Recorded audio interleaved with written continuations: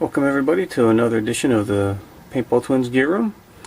Today I'll be going over how we came about in the making of our zoom cam enclosure. So let me explain briefly the history of our zoom cams. This winter we decided to try out using a cell phone zoom lens right in front of the replay.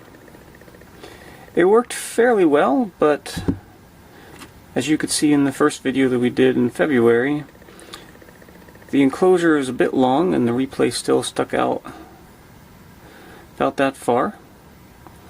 It was very heavy, very long, so we decided to look for other options.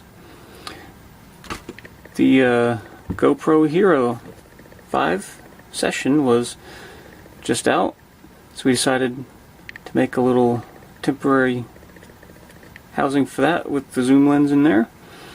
It's much shorter than the replay one, but still kind of bulky. So we decided to look for something to hold that in. I ended up finding some nice fiberglass square tube stock. It's 1.5 inch inside diameter, which does in fact fit the GoPro Hero 5 session. So we were excited about that. However, right after I stumbled on this, I stumbled on the Mobius. The Mobius 2s, in fact.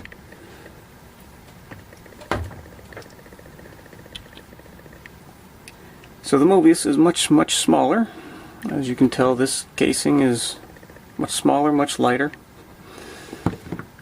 And it's an all-in-one system, so that's what we wanted to go for. So we took that tube stock, cut it down the side to get a little more form factor on the Mobius.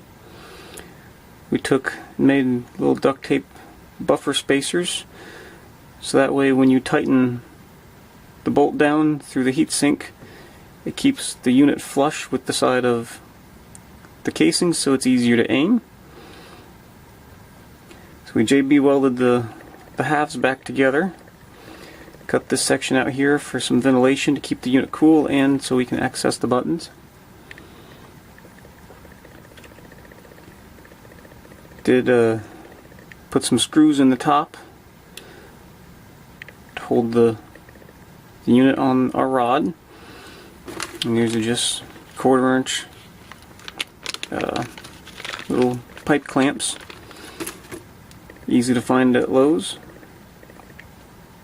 So how that works is here's the rod. It just goes in to those guys. And you got another nut to put on the end to keep the unit from falling off, because it will happen. You don't want to have to go search in a wheat field for a nice green case after you've dropped it somewhere you don't know quite where. So then, because these are screws, you can use them to screw them in or out to adjust your angle of attack to see further down range or whatnot. Adjustability is key for this, because depending on the hopper you put it on, it might be tilted more down or more up. Now, to the hoppers. So that's an important part of this rig. Took the same thread couplers that match that rod. Put one in the front, one in the back. I JB welded those down. I also added a zip tie for extra support. I think it's a bit overkill, but I'd rather it stay and not have to worry about it when I'm running around through the woods. If it gets caught on bushes, it's not going to snap off. So then this rod just threads right in. And the quickest way I found to do this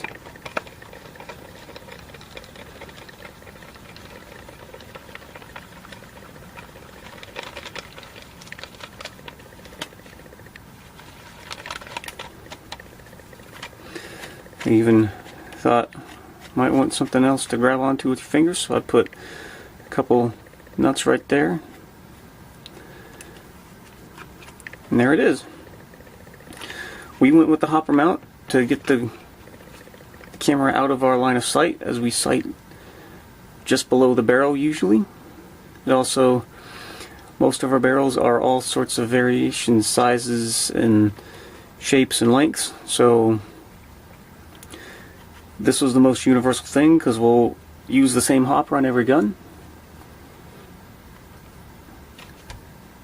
Recently I decided after our last game that these Lexan lenses were just way too scratchy. Very susceptible to scratches. I don't know if you can see that on the lens, but just cleaning it off was just scratch city. So what we did was we decided to incorporate the replacement lenses for our replays. After you JB weld, or however you want to affix the lens on to the housing, and after the camera is situated where it is going to live, simply just trace a little circle around where the lens is. I used a 1/2 inch drill bit. I drilled a hole through it, and I took some 3M adhesive tape, put it on, or cut a hole in the middle of that, then put the new lens on there. It is much more scratch resistant, it's much thinner. One thing we noticed with the Lexan was there was a lot of extra texture on the sides. When it got in the sun, you could see a bunch of extra texture in the glass itself, plastic. So these lenses don't have that, which makes it much cleaner when you're in the sun. So that about sums up what we did to make the housings for our zoom cams. If anyone is interested in this tube, we do still have 4.5 feet of this square tube stock available. Just message us and we will try and work something out to get you a section of that shipped. We might need some, but we don't need 4.5 feet. That is the 5-foot section was the smallest I could order. So just let us know. Remember to leave a like and a comment. Subscribe if you haven't already. Until next time, keep shooting faces. Everywhere.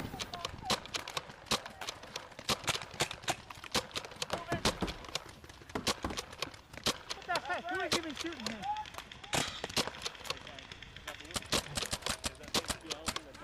Yeah, thanks, Red.